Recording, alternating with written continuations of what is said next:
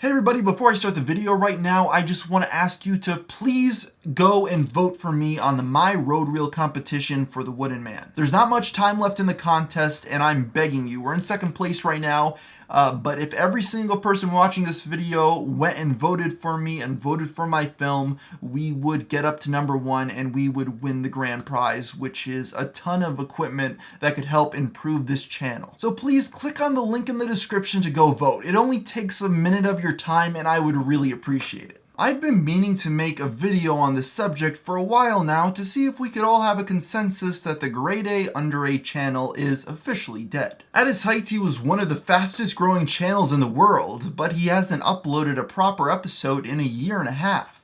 And I think we should all start to come to terms with the fact that he probably isn't coming back. Since I've already done a What Happened To video on the channel, I don't want to repeat myself too much with this information. But to put it simply, during the rise of internet culture channels in 2016, Grade was at the top of the list, with each one of his videos gaining a massive amount of praise and views. By 2017, however, he started to slow down, until the channel just stopped altogether. This was odd considering the amount of money he was still pulling in. His Patreon alone could have comfortably sustained him. But on top of that, the channel was bringing in tens of millions of views a month.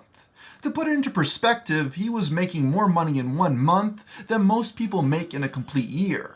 But then he just stopped. While I don't have the inside scoop on exactly why he left, one of the big things you need to understand about Grade was that he really seemed to care about what people were saying about him, to the point that it was a detriment. From what I've heard, he spent a lot of time obsessing over his subreddit, looking over what people were saying about him on there and how many upvotes they received, and on some occasions he actually argued with people. It's of course not necessarily a bad thing to be aware of how others perceive you and attempt to change that, but as a YouTuber you need to draw a lot of lines with how far you're willing to go. If not, it will control you. For example, in my comments I can find thousands of people misrepresenting my beliefs, or in some cases just flat out slandering me. But I can't let it bother me too much because I know it's something that you just have to put up with as a YouTuber. I can't say for sure, but I think at some point the money stopped being a factor for him. In fact, even with the channel now dead, the ad revenue probably is still enough for him to live comfortably off of for the rest of his life. If he was no longer enjoying this and the money wasn't an issue, it makes sense that he would stop. The thing that separates GradeAUnderA from other dead channels was that he promised he was coming back,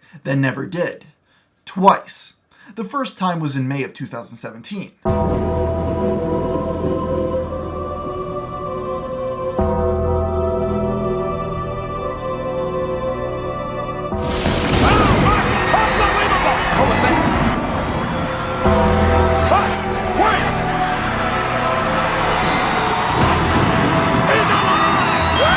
Even with him getting his fans' hopes up, he never came back.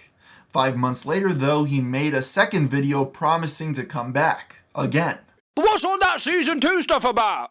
First of all, I've been gone for a while, so it just seems fitting for a start, right? And secondly, not gonna lie, I do want to tweak my videos and make them a lot simpler, like they used to be before. This turned out to be yet another letdown for his subscribers. I really don't know what's going on in the man's head, but like many other YouTubers that have found success, they realize that there are downsides and he hasn't been able to work through them. The only thing I know for sure is that it's been a year since his promise of season 2, and I now feel comfortable confirming the death of GradeAUnderA. The only question I still can't figure out are who are those 54 people that are still giving him money on Patreon?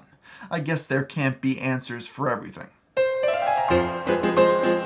Hey everybody, and thank you so much for making it to the end of this video today. It's really appreciated. As for the question of the day, somebody wants to know, what social network do I think is going to become irrelevant soon?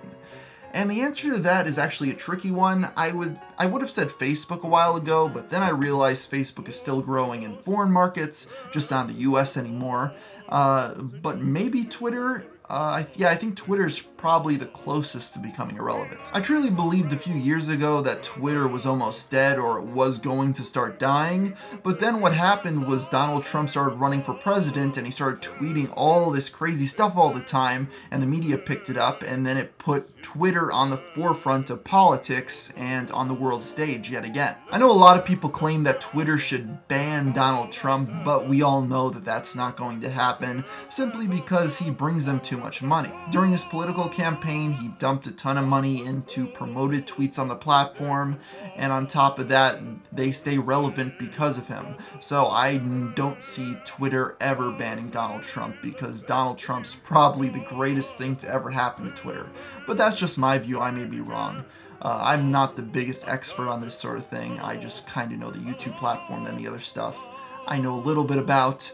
But yeah, I think that there is a good chance that if Donald Trump ever went away or was removed from Twitter, that would be the end of the platform. So good question, and I'll end the video right here. So until next time, thanks for watching.